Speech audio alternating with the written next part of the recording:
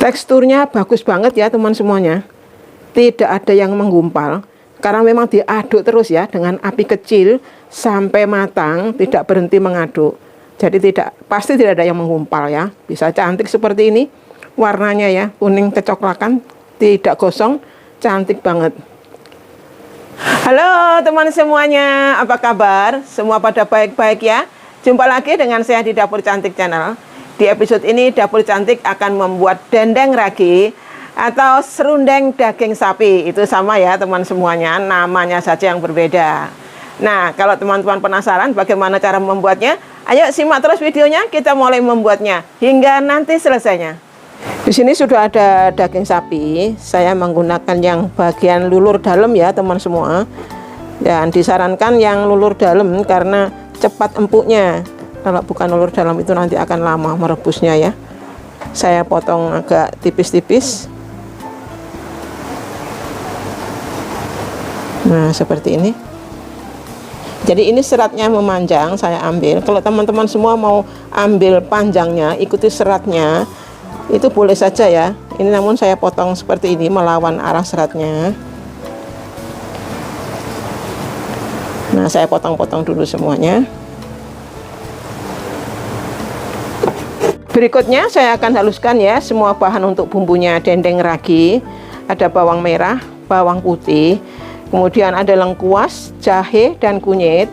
Ada serai yang saya hanya ambil bagian putihnya saja. Dan ini cabai merah yang besar yang sudah saya buang tulang, bijinya. Dan sebelum dihaluskan saya akan potong-potong terlebih dulu ya. Kemudian ini saya tambahkan air secukupnya saja ya teman semuanya, supaya blendernya kerjanya ringan. Lalu saya tutup dulu.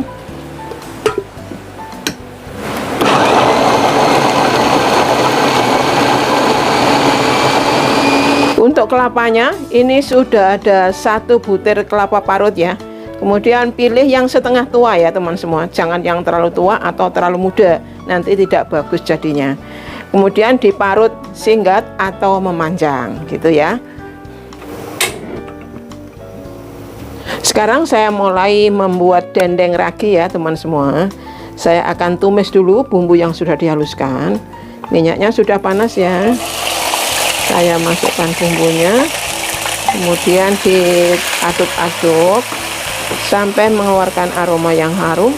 Sambil saya tambahkan ini ada daun jeruk purut yang sudah dibuang tulang daunnya.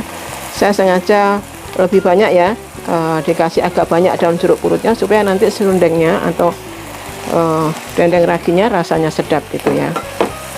Langsung saya tambahkan ini ada ketumbar bubuk, gula pasir, dan kaldu jamur.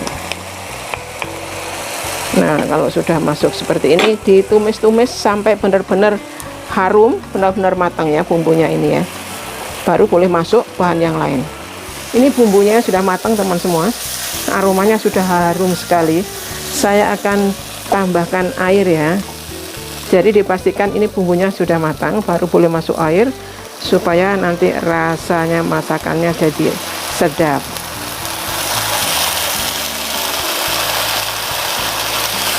Oke, kemudian saya masukkan garam. Kemudian ini ada gula merah ya teman semua. Saya masukkan.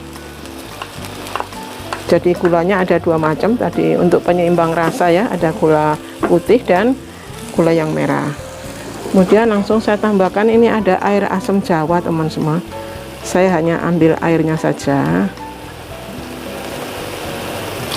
Kira-kira 3 sendok makan. Sudah cukup. Lalu saya masukkan daging sapinya yang sudah dipotong-potong ya.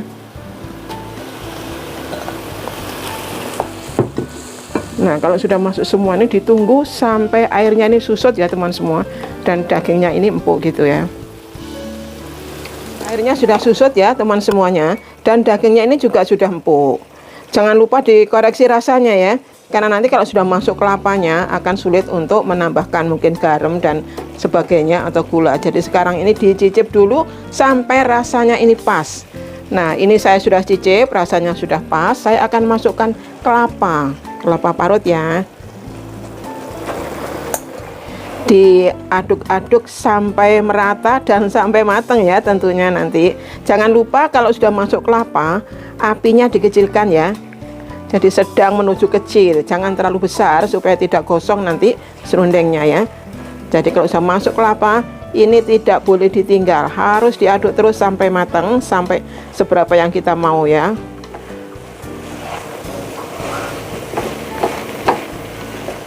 Ini sudah tercampur rata, tapi masih belum matang ya teman semua karena masih basah.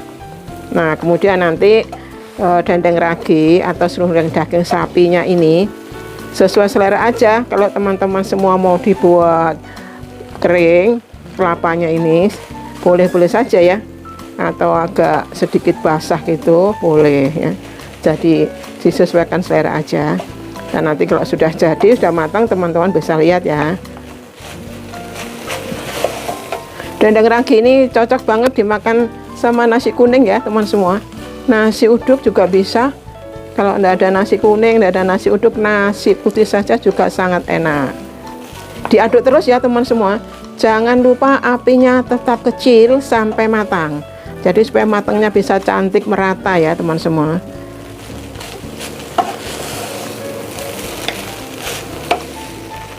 Ini dendeng raginya ini sudah matang ya teman semua. Tapi saya mau teksturnya kelapanya ini agak kering, tidak kering sekali ya, tapi agak kering gitu. Jadi masih harus terus diaduk-aduk sampai nanti seperti yang saya mau ya. Memang harus sabar teman semua, sedikit capek, tapi tidak apa-apa. Kalau tahu hasilnya bagus, kita senang loh masak ini ya.